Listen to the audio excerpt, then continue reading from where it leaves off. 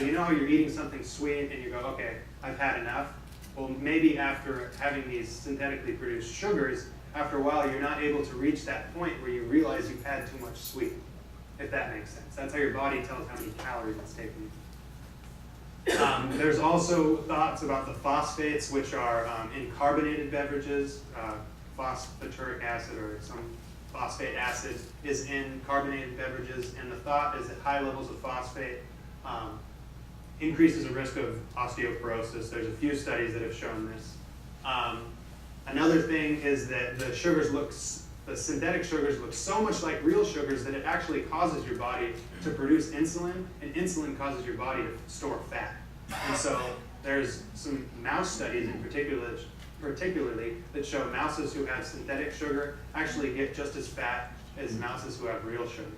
And so these are just studies. These aren't, I can't tell you this for sure.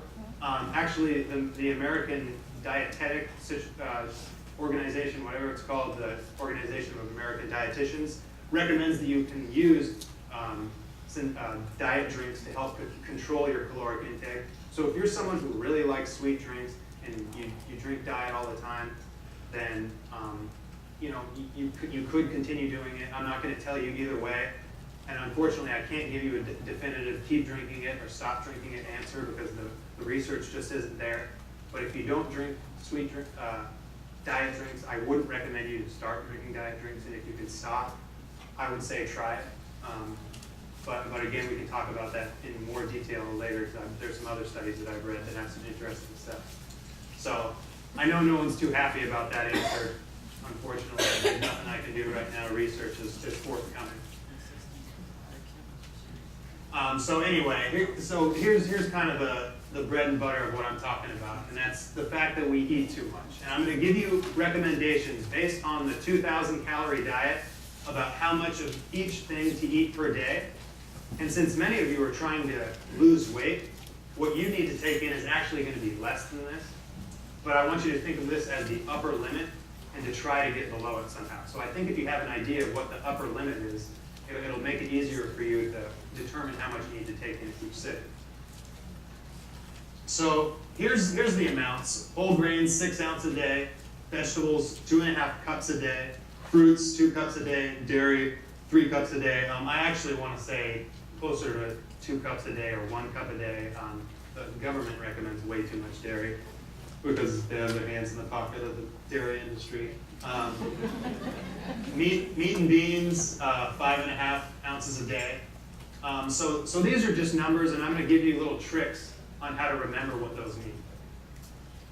And all those amounts are in the handout. I didn't want to present them too much to you. It's easier to just look at the handout and maybe you can remember them that way. So over time, over practicing, that's how you're going to remember how much to take in for each meal, because it's difficult to just listen to me talk and then memorize it. So here's some everyday items that kind of correspond to serving sizes. I really like the baseball example. So a baseball, about the size of a baseball, or maybe if you have like an average sized fist, that's about 1 cup. So with whole grains, I believe it was 6 ounces a day. So that would be 3 baseballs of whole grains, or 3 fist-sized portions of whole grains per day. For deli meat, I believe it was, again, something like 6 ounces, or it was 5.5 ounces. So 3 ounces of deli meat, which is like what you would probably put in 1 sandwich, that's about 3 stacks of CDs. So if you've had 3 ounces of deli meat on your lunch sandwich, now you can have 3 more ounces of meat at lunch. So that would be about, we'll say, a deck of card-sized piece of beef, or a deck of card-sized piece of chicken or fish. And those are, kind of ways in which you can sort of keep track of how much you're eating at a meal. So for thinner meats, like a thin fillet, or a thin fillet of fish, or a thin fillet of chicken, about 6 ounces, which would be how much to eat in 1 whole day. That'd be about a checkbook-sized serving, so about this big. So as you can see, it's not much. It's a lot less than you're eating right now, I'm sure. And like I said, it's going to take practice. Over time, you're going to be able to eat less. You're going to do like what we say, titrate yourself to it, which means taking baby steps. But over time, you will be able to get these portions down. So with fruits and vegetables, there's a recommendation of, like for example, fruits, 2 cups a day. So I want you to think of that as try to eat 2 fruits per day. So maybe have a fruit with breakfast, and then have a fruit with lunch, or have a fruit for snack in between. So have 1 apple and then 1 banana, one baseball-sized serving of berries, 1 orange, something like that. 2 slices of melon, that would be the equivalent of 1 cup or 1 serving. With vegetables, the recommendation is 2.5 cups. And with vegetables, I want you to think of this as the lower limit.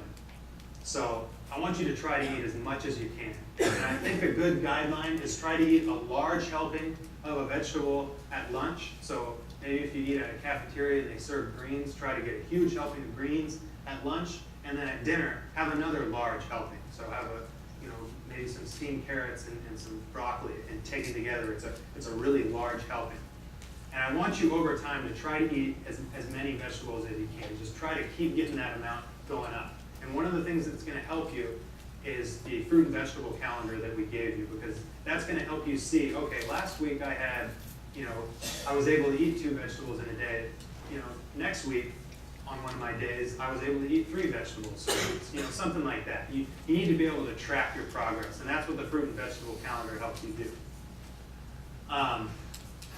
If you don't like fruits and vegetables, and I've heard a lot of people say this, I think one of the things that you need to try to do is find fresh fruits and vegetables, because that's the key. Because if you're eating fruits and vegetables that taste good, that have a lot of flavor, then you're going to be more likely to continue eating. So I think it's worth it to check which vegetables are in season, so you're getting the most flavorful vegetables. Another thing, vegetables that are in season have a better nutrient value. So right now, what are in season? It's springtime, greens of all kinds, sweet potatoes, artichokes, asparagus, carrots, etc. And you can look it up online, what vegetables are in season in spring. Another tip with vegetables, frozen vegetables are better than canned vegetables. Canned vegetables tend to have a lot of sodium in them, and experiments have shown that frozen vegetables hold on to their nutrients better than canned vegetables do. So I would really recommend you to go more with the frozen vegetables than the canned. Frozen vegetables that I like to buy, spinach holds up really well in the freezer. Actually, asparagus does, Brussels sprouts. You can get like stir-fry mixtures, which have like peas, squash, and a little baby corn, which is kind of neat. So those are some frozen vegetables that work. As you can tell, I think about food a lot.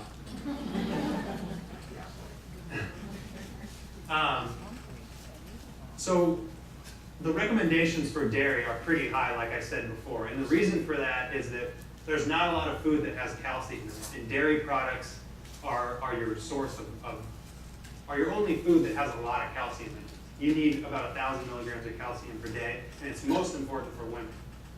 But I want you to choose low-fat dairy options. Low-fat milk. Low-fat cottage cheese is actually a pretty good choice. Low-fat yogurt. There are certain cheeses that are naturally lower in fat. Feta cheese, ricotta cheese. One of those is Italian, one of those is Greek, can't remember which. Light cream cheese. And then soy products are actually a good source of calcium. They're not technically dairy, but I included them here because they're a great source of calcium. And I know what people think about soy, they're a little iffy about it, but try some soy products. I mean, soy milk, I think, is actually pretty good. They make some soy cheeses that aren't bad. They even make soy yogurt and other, substitute dairy products. And it's worth a shot. I mean, you're on a diet. You want to try to eat some of the things that you like eating, but eat them in just a different way so they're healthier. And if soy works for you, it works for you. And you need calcium from somewhere. And this is a way to get it without that saturated fat that comes from real dairy products. And here's another good guideline. And I like this because I think people can take a lot away from it. And this has to do with the relative proportions on your plate. So the normal American plate, and I'm going to show you the example of this, is maybe the meat's so big that it's almost falling off the plate. You got a big old thing of mashed potatoes or something, a big old starch, and then maybe in the corner you got a little thing of vegetables, a couple greens thrown on there, just to make your grandma happy or something like that. But instead, you could eat that exact same meal, say steak and potatoes, but have just a little tiny piece of steak, or even better, have a little tiny piece of fish.